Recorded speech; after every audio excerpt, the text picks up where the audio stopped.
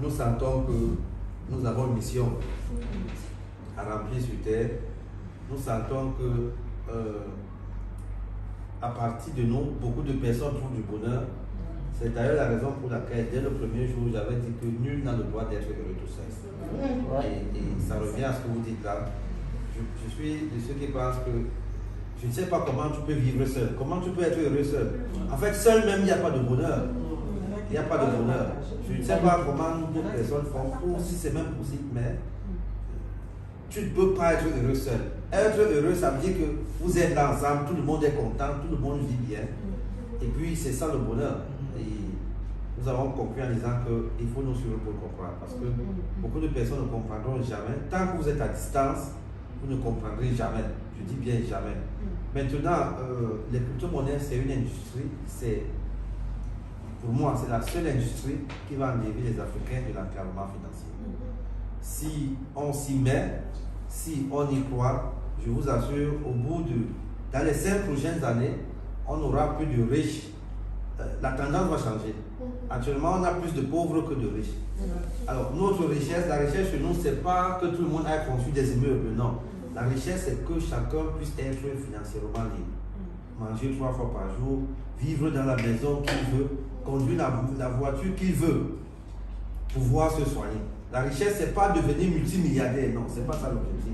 Mais je dis, c'est de pouvoir s'occuper de soi. C'est tout. De pouvoir s'occuper de ses amis, de ses enfants, vraiment être à l'aise. Et je crois que nous sommes en train d'y arriver. Beaucoup de personnes comprennent désormais. Avant, c'était plus difficile. Mais avec le travail que nous abattons d'ailleurs, beaucoup de personnes comprennent déjà. Tout ce que je peux vous promettre, c'est que tant qu'il y aura Internet, nous serons là. Puisque notre matière première, c'est Internet.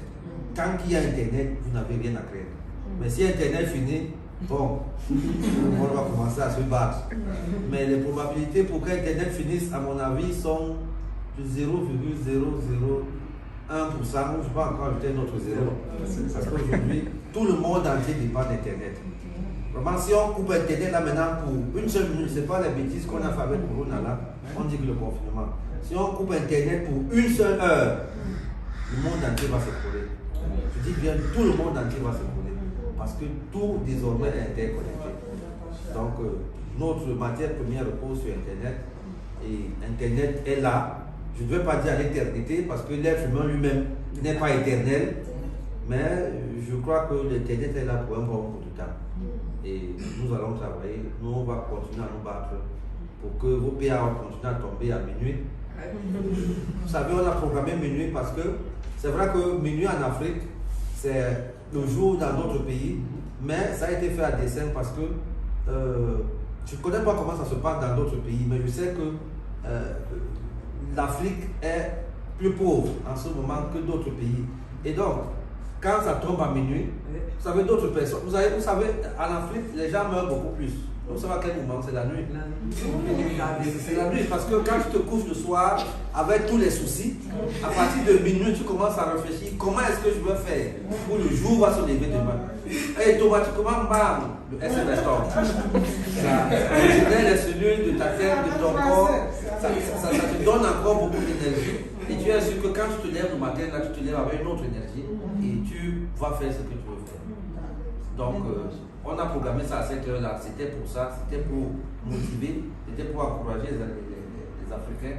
Et aujourd'hui, il y a au-delà de l'argent, nourrir espoir aux jeunes.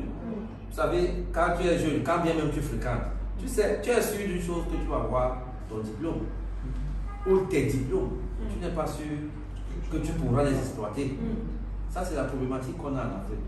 Or, quand tu as un business comme celui-ci, tu es sûr d'avoir tes diplômes, mais en même temps, tu es sûr de pouvoir vivre de tes propres ailes, en attendant qu'on te trouve, que tu trouves un travail. Et quand même tu trouves un travail, tu travailles avec passion. Tu ne travailles plus pour le salaire.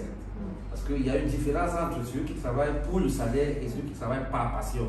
Juste parce qu'ils veulent sortir le matin et rentrer le soir. Et c'est ça l'objectif. Et je pense que cet objectif est en train d'être atteint. Et maman, il ne faut pas pleurer, les voix de Dieu sont infondables. Chacun a son histoire dans l'Yépimal. Oui, chacun a son histoire. La mienne a été pire. Pour ceux qui ont lu mon livre, pour ceux qui me connaissent, moi j'incarnais la pauvreté. Je dis, si vous vouliez connaître ce qu'on appelle, parce que pauvreté c'est un mot. Bon, c'est un mot qui est en français. En chaque langue, ça a une signification, mais pouvoir, ça dit, moi j'étais la pauvreté en physique. Pouvoir, il fallait venir chez nous, il fallait venir nous voir. Je te disais tout à l'heure, mon papa avait 2 femmes, 16 enfants, qui a été licencié depuis 1994, quand j'avais 11 ans. Nous sommes allés vivre au village, vous pouvez imaginer, c'était très difficile. Donc aujourd'hui, grâce au crypto-monnaie, grâce à Yemimal, je suis au Messie de ma famille, je peux le dire. Et dans chaque famille, même ceux qui sont les plus réfractaires, il y a un Messie là-bas qui vient de Yemimal. Parce que quand quelqu'un connaît Yemimal, il essaie d'aider aussi sa famille. Et c'est ce que je demande aux uns aux autres. Quand vous avez un peu, aidez les autres, aidez. Parce qu'à la fin, on va mourir, on va laisser tout ça. Le seul bonheur qu'on peut ressentir, c'est d'aider, voir les gens heureux grâce à vous. Ça vous fera plus de bien. Et puis quand vous allez mourir normalement, ce genre de corps ne pourrez même pas dans la tombe. Donc merci beaucoup pour la paix. Elle nous aide beaucoup. Elle nous met dans le droit chemin. Vous savez, oui, je vais dire aussi quelque chose. Vous savez, les rencontres se font souvent d'une façon, je veux dire, hasardeuse.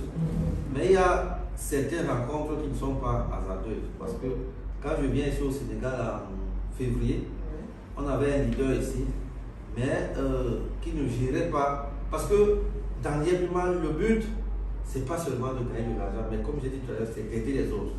Alors quand je viens au Hôtel Pullman, je viens avec Assa venait de la France, elle me dit, voici ma mère, elle peut gérer l'Yébimal. C'est parce que celui qui était ici, on ne s'attendait pas bien. Parce que, il ne gérait pas bien. Il n'était pas accueillant, il n'était pas souriant. Et quand bien même on lui donnait de l'argent, il ne gérait pas ça comme il fallait. Et ça entageait déjà, n'est-ce pas, la notoriété de l'entreprise.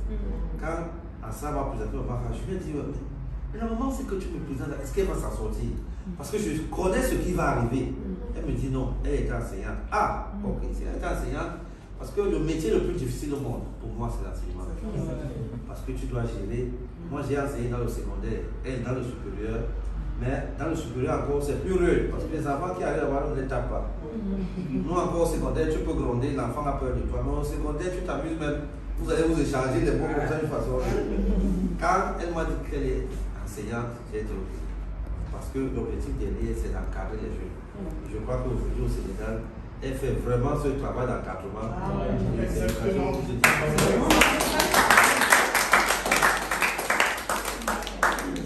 Ça ne partit plus.